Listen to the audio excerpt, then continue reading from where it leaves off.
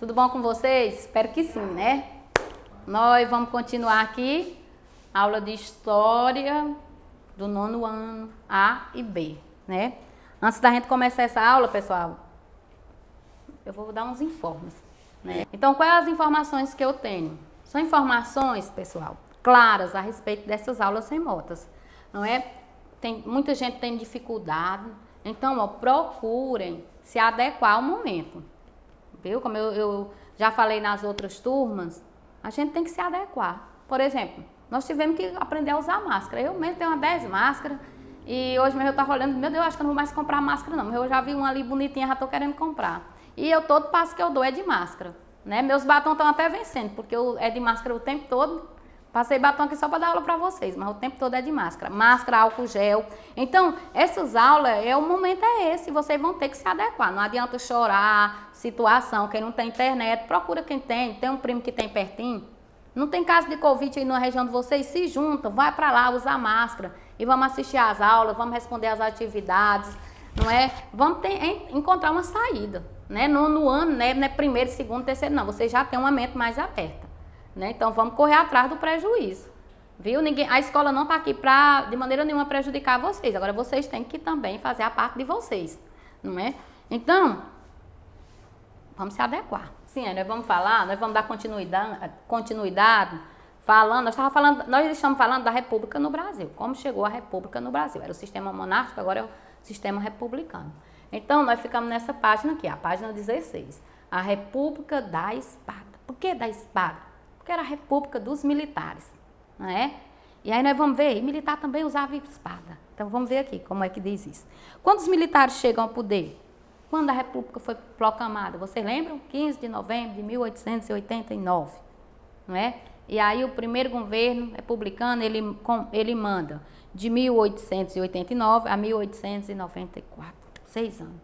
Vixe Maria, foi, professora? Foi. Agora nós vamos ver o que aconteceu neste período. Então, quem é o primeiro presidente republicano? Marechal Deodoro da Fonseca. Vice, Floriano Peixoto. Eu, na aula passada, eu até retifiquei lá, eu disse que Tiradentes era o herói, era considerado um herói da monarquia. É um herói da república, porque eu estava nervosa. Um herói da república, porque eu disse a vocês lá que ele foi quem deu o pontapé inicial para que a república acontecesse lá no Brasil, para que o povo tivesse liberdade. Liberdade de pensamento, liberdade, né, de ir e vir.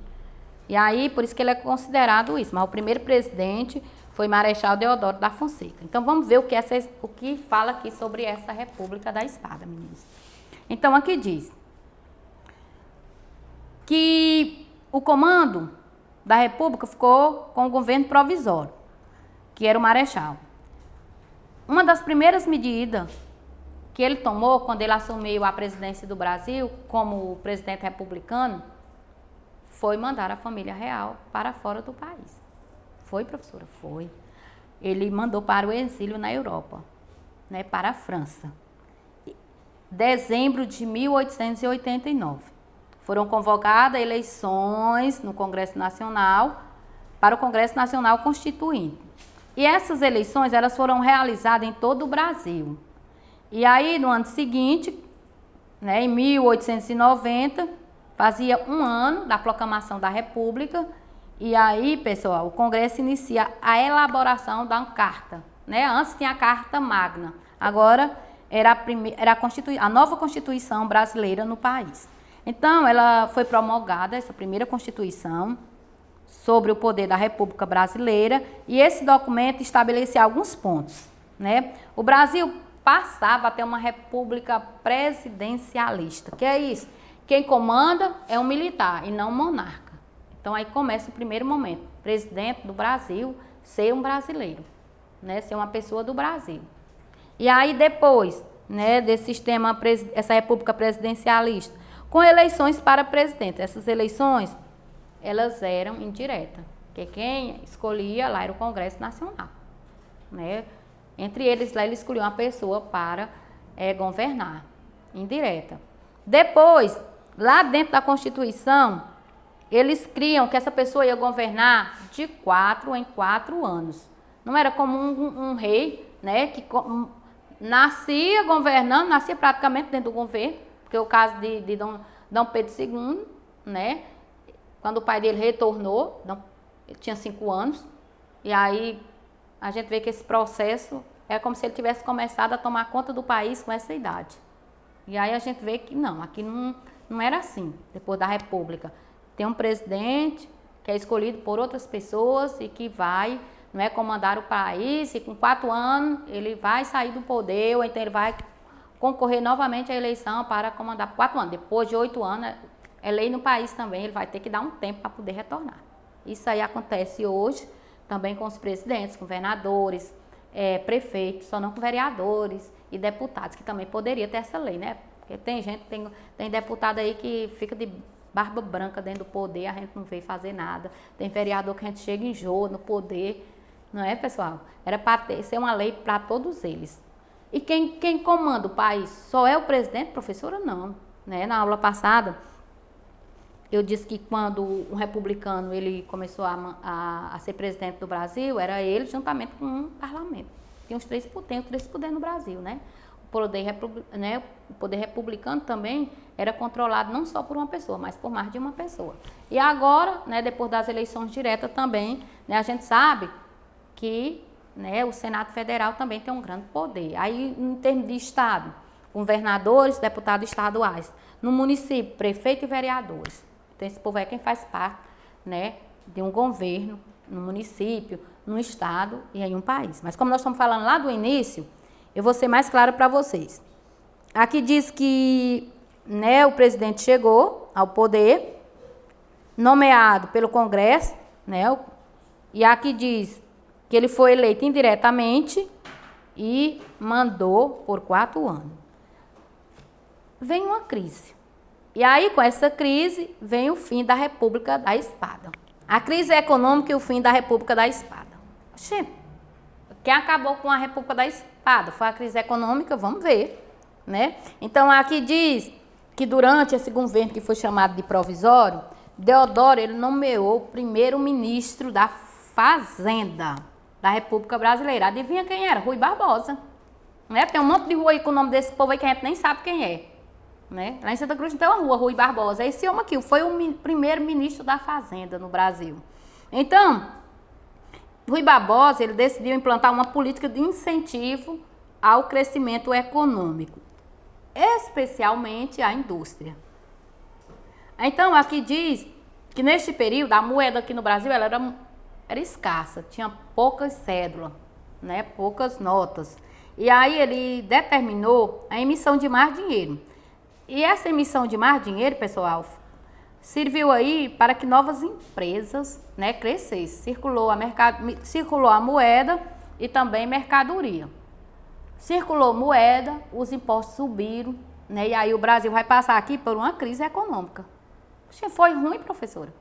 Criou mais moeda, pensou que a coisa ia melhorar, e aí foi piorar. A mercadoria subiram. Faltava moeda, né? Faltava o quê? Tinha moeda, mas não tinha produto no mercado. E os que tinham era caríssimo. Igual agora, está faltando mercadoria com essa pandemia, as indústrias fecharam, e aí tem coisa que você vai no mercado, e aí todo dia está subindo de preço, porque dizem ele que está faltando mercadoria, está faltando produto no mercado, a crise que está acontecendo, a crise econômica. E naquela época foi desse jeito.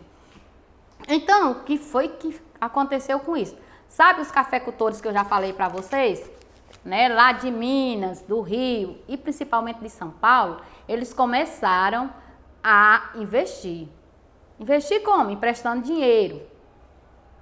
Viu? Por exemplo, eles chegaram a um acordo que os cafeicultores, eles importavam café. Né? E também, tanto importava como exportava. E foi o que aconteceu. Eles fizeram um depósito, quando o café subiu de preço e a produção foi grande. Então, eles mandavam pouco café porque o preço estava lá em cima. Se tivesse muita mercadoria, baixava o preço. E eles não. Juntamente com o governo, eles fizeram esse depósito e ali acumularam o café no depósito do governo, para esperar um preço mais alto ainda. Foi o que aconteceu. Foi uma queda, viu, no preço do café. Foi pior. E aqui diz que com isso, né, eles compraram ações na Bolsa de Valores, né? ministro da Fazenda, Rui Barbosa, incentivou eles a fazer tudo isso e a aumentar de forma, a gente tá vendo aí, errada. Se tinha produto, tinha que vender, não que arquivar, né? Não que guardar. Armazenar, né? Arquivar, armazenar. Então, foi o que aconteceu. Mais tarde, o Brasil entrou em colapso, né? A economia do Brasil entrou em colapso. E com isso veio uma crise econômica. E essa crise econômica dificultou a política do Marechal Deodoro, viu? E aí ele começa a brigar com os cafeicultores. Aí é uma crise também entre quem está no poder e os grandes empresários, os cafeicultores. E aí o que aconteceu? Depois de tudo isso, as elites cafeicultoras de São Paulo era quem dominava o poder legislativo. E aí Deodoro foi levado por eles a renunciar. Quando Deodoro renunciou, no primeiro momento, o que era que eles queriam, pessoal? Botar uma pessoa ou ter novas eleições, né, para presidente do Brasil. Eles não queriam que o vice dele assumisse o poder. Eles queriam o quê? Botar outra pessoa no poder, ter novas eleições, eles escolheram de forma indireta outro presidente do Brasil. Só que isso não aconteceu. E Floriano Peixoto, né, assume a presidência do Brasil também como presidente republicano.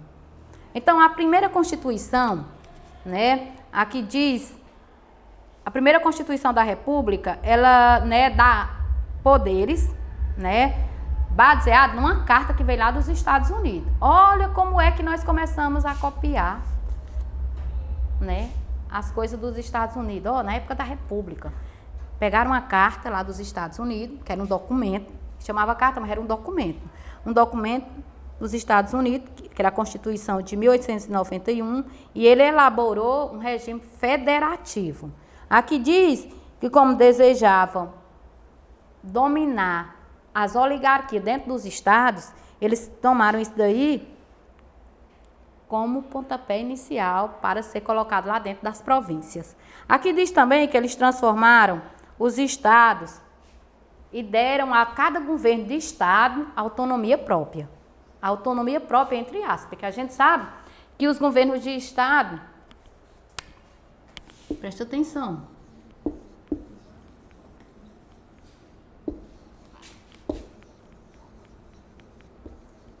eles trabalhavam de acordo com o governo federal.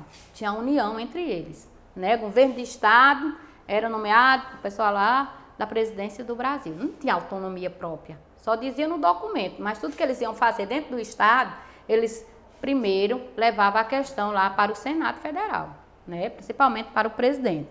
Depois, aqui diz que estabeleceu-se o voto direto e universal para os cidadãos maiores de 21 anos. Todo cidadão maior de 21 anos podia votar. Menos, tinha que ter uma renda, né? Mendigos, analfabetos, soldados. Esses aí não podiam votar. E principalmente, né, aqui diz que mulheres também não votavam. Né? Era como se a Constituição ela não determinasse o voto obrigatório para essas pessoas. Não determinavam. Elas eram excluídas do voto. Depois, o poder foi dividido em 3 esferas: executivo, presidente e ministros, né? Legislativo, Câmara de Deputados e Senadores, e o judiciário, que é o Supremo Tribunal Federal. O Estado separou-se da igreja nesse momento. Viu? Aí tem a briga. Vocês não pensem que Padre Valmir é padre da igreja, não. Ele foi padre. Para ele entrar na vida política, ele renunciou. Viu? Agora, Padre Cícero foi padre. Né? Até hoje ele não foi canonizado lá, né, segundo a história dele, porque ele foi prefeito de Juazeiro, né, no Ceará, Juazeiro do Norte, no Ceará. Então, naquela época, era permitido. Padre Cícero ele foi prefeito de Juazeiro. Então, é provado que ele tem fraude lá deles, que ele fez naquela época. Diz que ele teve desvio de dinheiro. Né? Muitas pessoas de lá dizem que foi para comprar mercadoria para pobre. E outros dizem que ele foi roubar. E por isso que até hoje ele não foi canonizado. Aí Padre Valmir renunciou. Porque na época de Padre Cícero podia, na época de Padre Valmir não. Viu? Aí teve a separação, Estado e Igreja. A educação pública passou a ser laica. Que é isso, laica, professora? Né? Dentro da educação, Qualquer pessoa pode assistir aula de religião. Qualquer religião, as pessoas de outra religião têm liberdade de estudar dentro da escola. Né? Quem é de outra religião só não vai estudar na escola de freira, de padres, porque já sabe. E o casamento civil também passou a acontecer aqui no Brasil. Então, isso daí foi na época do Brasil República. Tá complicado, Matheus, mas eu vou lá. Vem a República das Oligarquias. Depois da espada vem das oligarquias. O que é oligarquia? Poder centralizado na mão de poucos, dos coronéis. Né?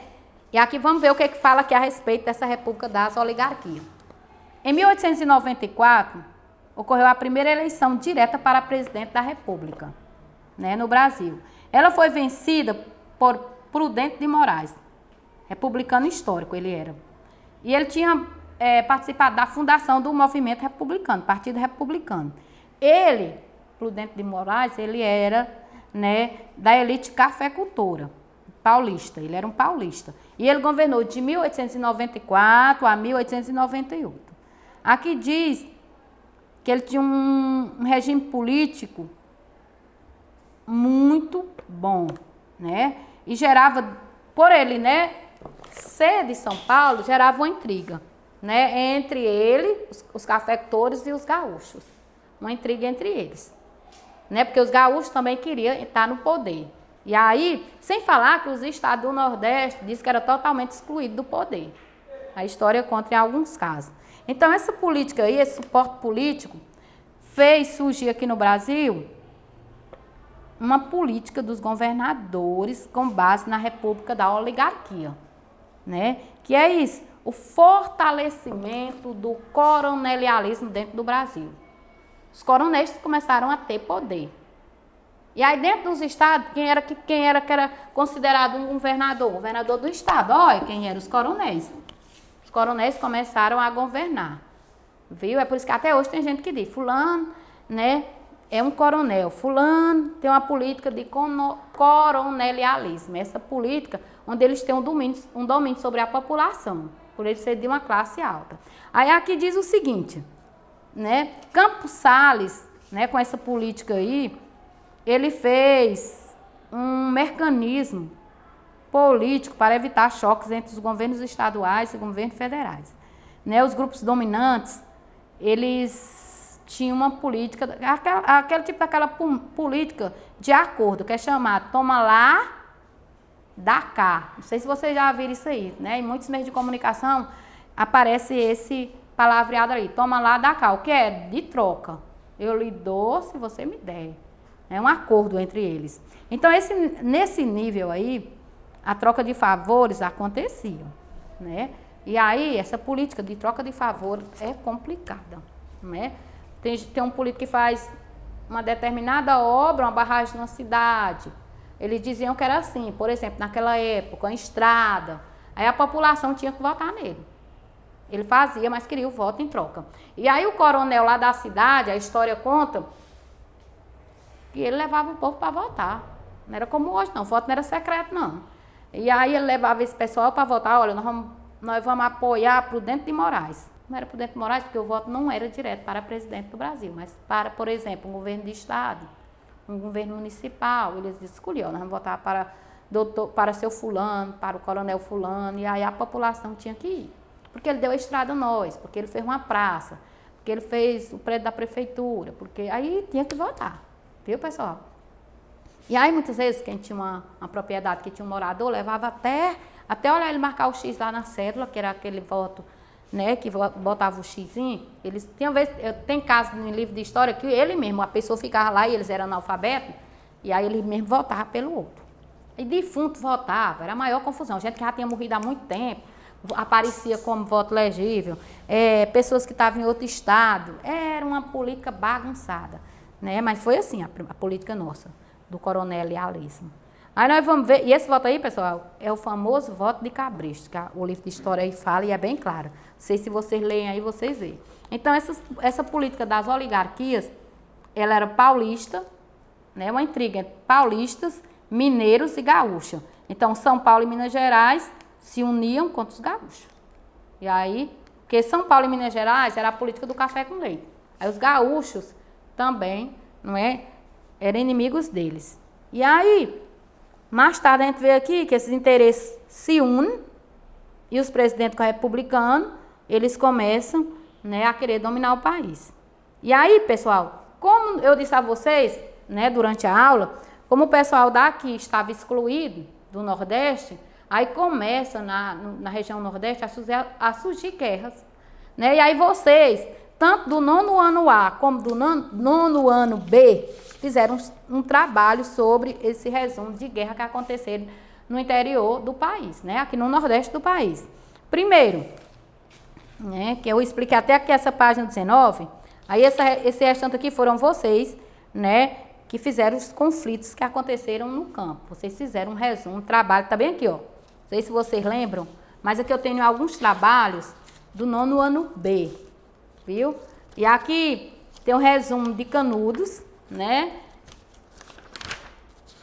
Não vou citar o nome dos alunos não, porque eu acho que cada um lembra.